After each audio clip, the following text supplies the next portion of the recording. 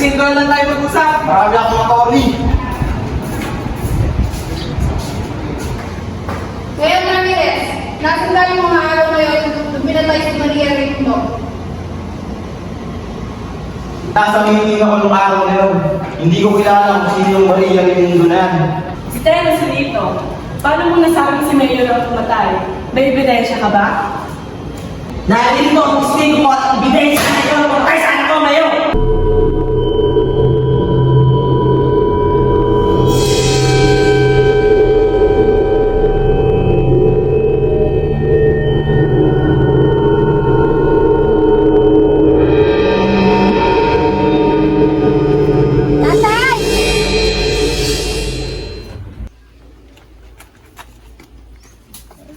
Tay!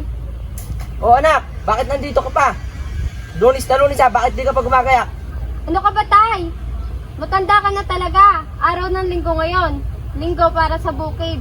Eh ganun ba? Pasensya ka na. Ganito talaga pag ang edad nagpasa sa kalendaryo. Sige, Tay, tulungan na kita dyan. O anak, tara muna mamahinga. Sige, Tay. Nakakapagod naman anak. Kaya nga po, Tay. Tara muna mamahinga. Sige, Tay. Maaga ako nagising kanina. Mukhang kailangan ko rin mamahinga. Tay! Tay! Takbo, Tay! Ayan na! Anak, anak, ano ba yon? Wala, Tay. Panaginip lang. Pasensya na.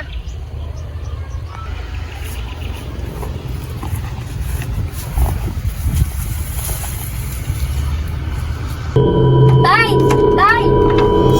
Ano ba yan anak? Iyan po ang aking lagi napapaginipan. Alin? Saglit lang, Tay. Anak, pumarinig ka na at baka delikado yung gagawin mo. Hindi po, Tay. Saglit lang.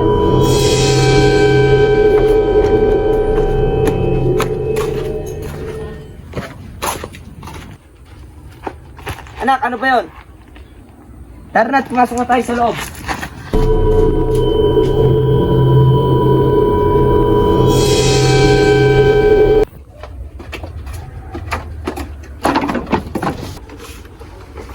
Tay, makikiusap ako sa may-ari ng computer shop sa bayan at ipapapost ko to sa nauusong app dahil kailangan ito ng buong mundo. Di ba delikado yung gagawin mo anak? Hindi, Tay. Magtiwala ka lang. Sige anak, at magpahinga na rin tayo. Magandang gabi. Ako si Melissa Soriano at ito ang nagbabagang balita. Sa kabila ng pag-aalala ng mamamayan sa lumabas na hindi kilalang bagay sa kalangitan o mas kilalang UFO mula sa isang netizen na nag-upload dito sa Facebook.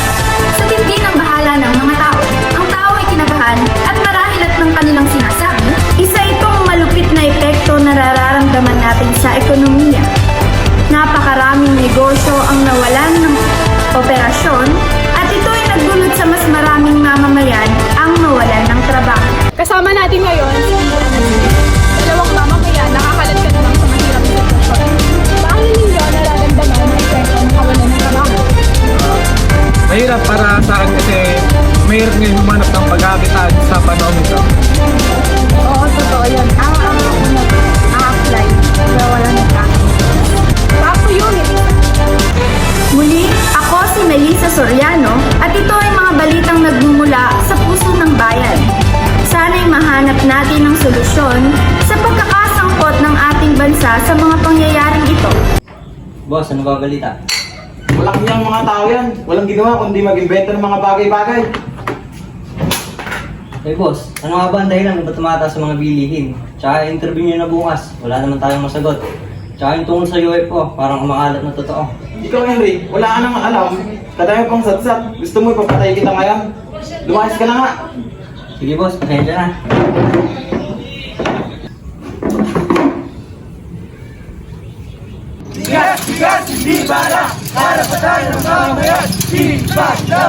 Bakit po kayo nagpaprotesta? Para sa karapatan ng mamamayan. Hustisya para sa manggagawa! Sino ba nagpapakalat ng video na to? Itong ba natin to? Sige boss, nakakasa na.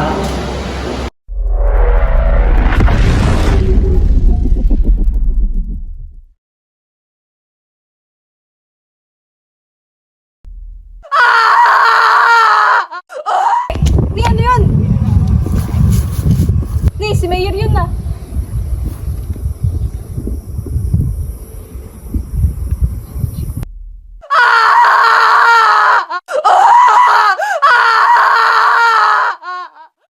Anak, hindi ako papayag na hanggang dito na lang. Paghihiganti kita, mananagot ang dapat managot.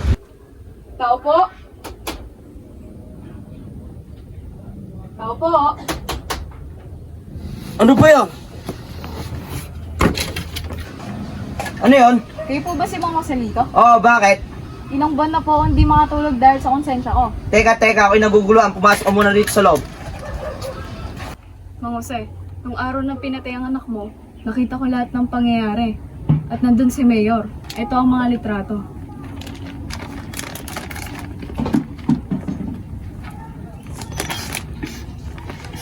Mga hayop sila. Huwag kang mag-alala, Mang Jose. At tutulungan kitang makamit ang hustisya para sa anak mo. Sana, tayo lang ang makaalam nito. Huwag kang mag-alala. At walang sino man ang makakaalam ng pinag-usapan natin na ito. Mauna na ako, Mang Jose. Saksi kami sa lahat na nawalan ng trabaho at kung paano tumaas ang presyo ng bilihin. Sa harap ng batas at ng sambayan natin, narito ang hatol para sa kaso nito. Ang akusado si Alice Ramirez ay inaakusahan ng na walang posibilidad ng parol. Hindi pwede ito. Malaya ito.